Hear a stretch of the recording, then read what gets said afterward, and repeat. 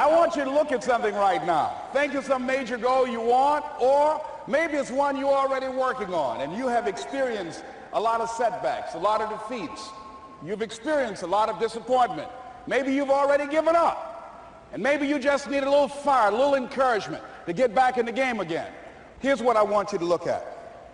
There are winners, and there are losers, and there are people who have not discovered how to win. And all they need is some coaching. All they need is some help and assistance, just a little support. All they need is some insight or a different strategy, a plan of action to make some adjustments that will open up the key to a whole new future for them, that will give them access to the unlimited power that they have within themselves. That's all that they need. So what I want you to do is think about something you want for you, that's real for you, that's important for you, that will give your life some special meaning and power.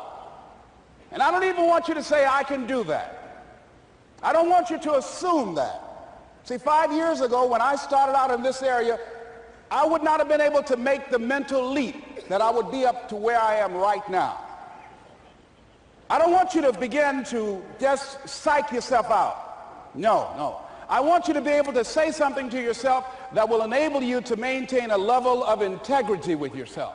That when you say this, even when you face tremendous setbacks, it will be a benchmark to keep you in the game, to keep you moving forward and experimenting and readjusting your strategy and your plan of action, continuously looking for ways to win.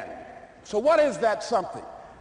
When you got an idea you want to move on, you might not have the money, you might not have the education, you might not have the support or the resources you need. What is that something that can keep us going, that will enable us to act on our dream? What's one of those keys that will begin to help us to discover the secrets to our dream? Here's what I want you to repeat after me, please, with power and conviction. Say, it's possible. It's possible. That's all I want you to do when you look at your dream. Just say to yourself every day, it's possible. Just say that every day to yourself, it's possible. Because what does that do? See, it begins to change your belief system. See, the way in which we operate, ladies and gentlemen, it's a manifestation of what we believe, what's possible for us. Whatever you've done up to this point, all that it really is a duplication, it's a reproduction of what you believe subconsciously that you deserve and what's possible for your life. Most people operate out of their personal history, out of their memory, things they have done, things they've experienced, things they've seen, things that they have observed. What I'm suggesting that you operate out of a larger vision of yourself. I want you to see yourself doing what you want to do, experiencing what you want to experience, having what you want to have, doing what it is that gives your life some meaning and value. Operate out of your imagination, not your memory.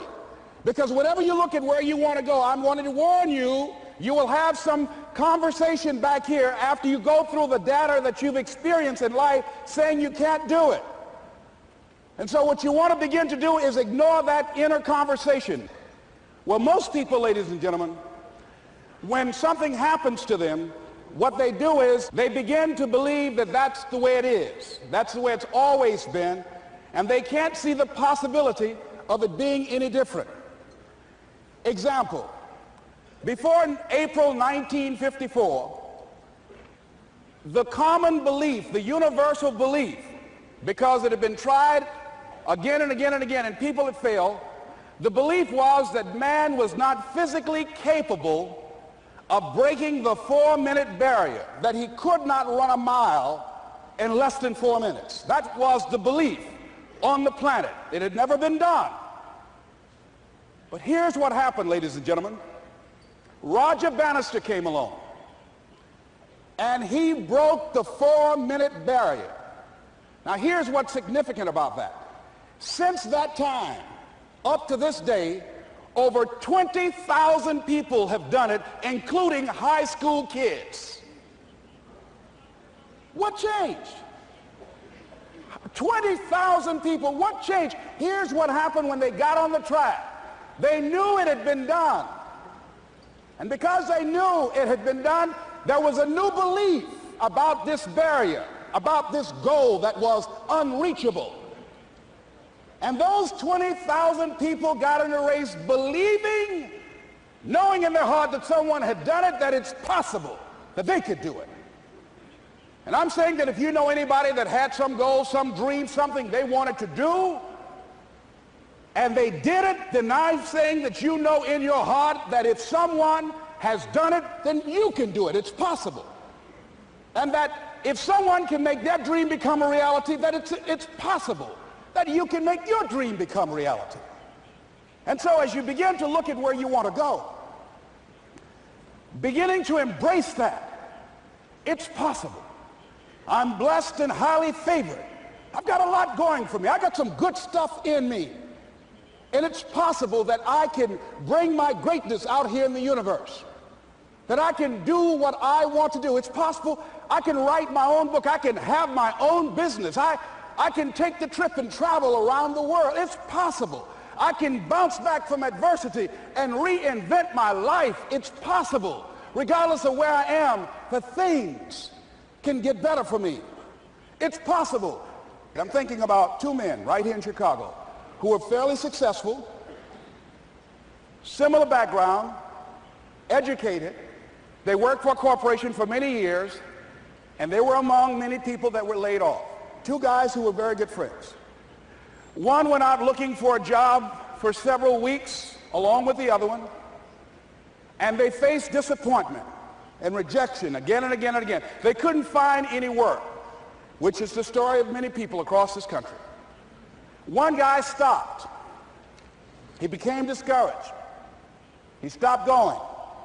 He stayed home looking at television, became very argumentative and toxic with his wife, drinking beer, getting on the phone, talking to his other negative, unemployed friends. And he just gave up. The other guy kept looking for a job everywhere he could go. Every time he could get an opportunity, kept asking people, networking, checking the newspapers every day. Kept going everywhere he could, trying to find a job. You have too much education. You're overqualified. You won't be here long enough. He kept going. He kept going. He went to a place and said, look here, I tell you what, if you can't hire me, and I know you can use my talents, abilities, and skills, I don't want to sit home and do nothing. Just let me do some volunteer work. You don't have to give me anything, all right? I just want to work. I want to be busy. Guy said, okay, it's on you now, but don't expect me to give you anything. It's okay. This guy came in and worked. He was the first one there. The last one to leave was the best employee there. About 4 weeks later, one of the top managers quit. They were looking for a replacement. Guess who they selected? This other guy. This guy who was volunteering his time. He got the job. What was the difference between the two men? Eyesight and mindsight. Eyesight is judging on what you see. Judging according to appearances. But mindsight is how you interpret what you see. One guy said, it's not possible, it's over, I'm finished. I can't do it. I can't make it. He surrendered. I've faced rejection again and again. I'm not going anymore. There are no jobs out there. But this other guy, he felt that in spite of the no's and rejections, in spite of how bad the economy is, in spite of what the newspapers are saying, that it's possible that somebody somewhere will give me a job. He just kept going, thinking it was possible. And guess what, ladies and gentlemen? That's what we have to do with our dreams. Because things happen to you in life that you can never, ever anticipate. And many times when those things happen, you want to give up.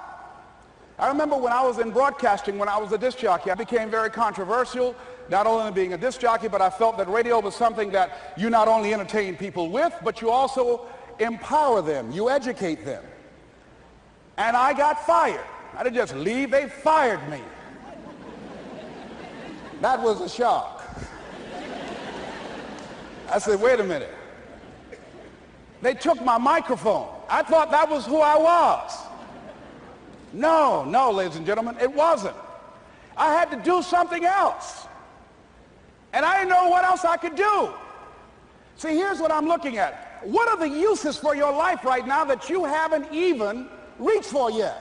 See, I believe that when you don't have enough encouragement to act on your dreams or ideas, or you're not enlightened enough, that life will act on you.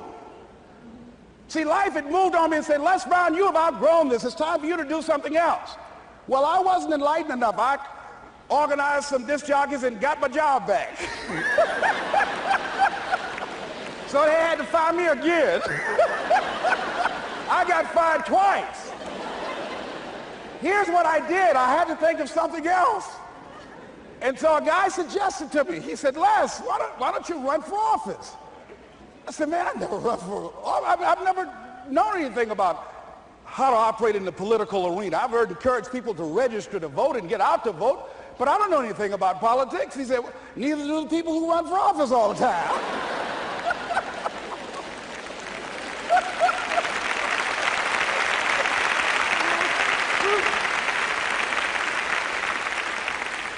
So I ran. Now here's what I'm suggesting. I ran.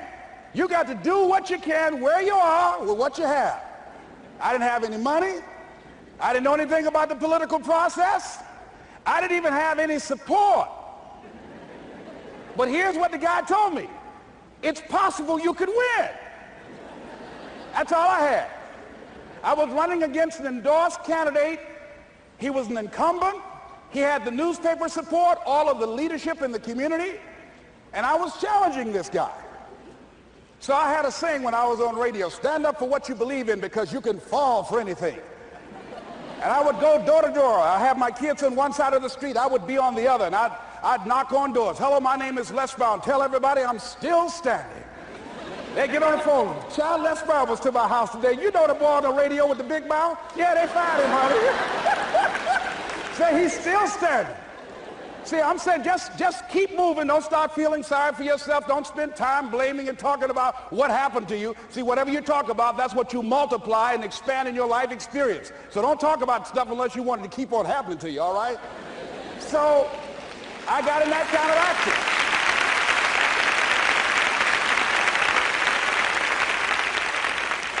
As I continue to do that, had my children with me, we're going door to door, didn't have enough money. Eventually, we got close to the election and something happened that really surprised me. Guys who I thought were going to either support me or stay out of it, various powerful community leaders, they became involved in it and they endorsed my opponent. I felt devastated. Now that's going to happen to you when you're working on your dream. Things are going to happen that's going to catch you on the blind side. That was shocking to me. They didn't have to do that. All they had to do was just stay out of it. But here they go, come up in there messing with me. Now that's going to happen. There's some people who believe it's their personal business to stop you from living your dream, all right?